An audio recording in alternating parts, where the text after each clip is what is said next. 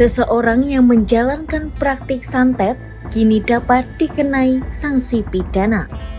Ketentuan tersebut menyusul mulai berlakunya Kitab Undang-Undang Hukum Pidana KUHP baru pada Jumat 2 Januari 2026 yang memuat larangan terkait praktik santet. Dalam konteks masyarakat Indonesia, santet merujuk pada praktik ilmu gaib atau sihir yang dipercaya mampu mencelakakan orang lain, baik secara fisik maupun psikis, tanpa kontak langsung. Lantas, ketentuan pasal apa dalam KUHP yang mengatur larangan tersebut dan apa ancaman hukumannya?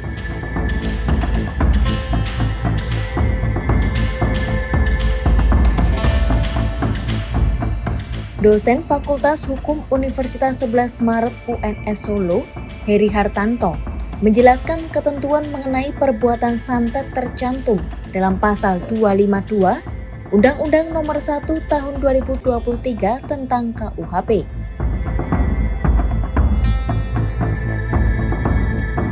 Hal itu disampaikan saat dihubungi kompas.com pada Senin 13 Januari 2026. Pada ayat 1, pasal tersebut menyebutkan, setiap orang yang menyatakan dirinya memiliki kekuatan gaib, memberitahukan, memberi harapan, menawarkan, atau memberikan bantuan jasa kepada orang lain akan mendapatkan tindak pidana. Hal ini terutama jika perbuatannya dapat menimbulkan penyakit, kematian, atau penderitaan mental atau fisik seseorang. Sementara itu, pada ayat 2 dijelaskan, setiap orang yang melakukan perbuatan santet dengan tujuan sebagai mata pencaharian, hukuman yang didapat akan ditambah 1/3.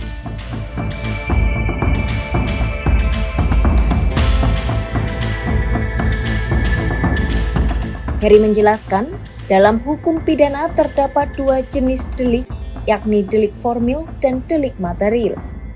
Delik formil menitik beratkan pada pembuktian perbuatan yang dilarang undang-undang tanpa harus membuktikan akibat yang ditimbulkan.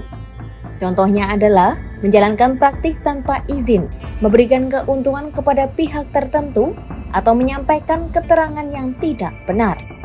Dalam delik formil, cukup dibuktikan perbuatan tersebut berpotensi merugikan atau mengancam kepentingan hukum tertentu untuk dapat dipidana. Sementara itu, delik material mensyaratkan adanya akibat nyata, seperti kerugian keuangan negara, kematian korban, atau terganggunya proses hukum. Menurut Heri, pasal 252 KUHP termasuk dalam kategori delik formil.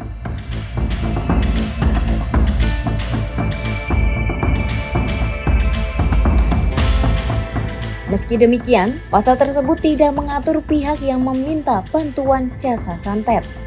Heri mengatakan, pasal 252 hanya menjerat individu yang mengaku memiliki kemampuan gaib atau pihak yang menjadi perantara dalam menawarkan jasa santet kepada orang lain.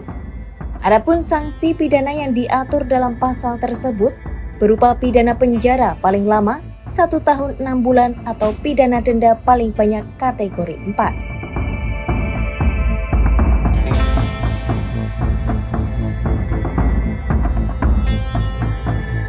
Diketahui, Kitab Undang-Undang Hukum Pidana KUHP serta Kitab Undang-Undang Hukum Acara Pidana KUHAP terbaru mulai berlaku pada Jumat 2 Januari 2026.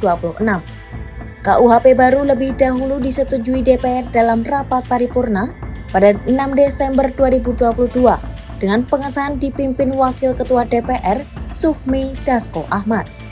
UU itu kemudian disahkan Presiden ke-7 Joko Widodo pada 2 Januari 2023. Setelah penyusunan KUHP rampung, DPR mengesahkan rancangan Undang-Undang KUHAP menjadi undang-undang dalam rapat paripurna pada Selasa 18 November 2025.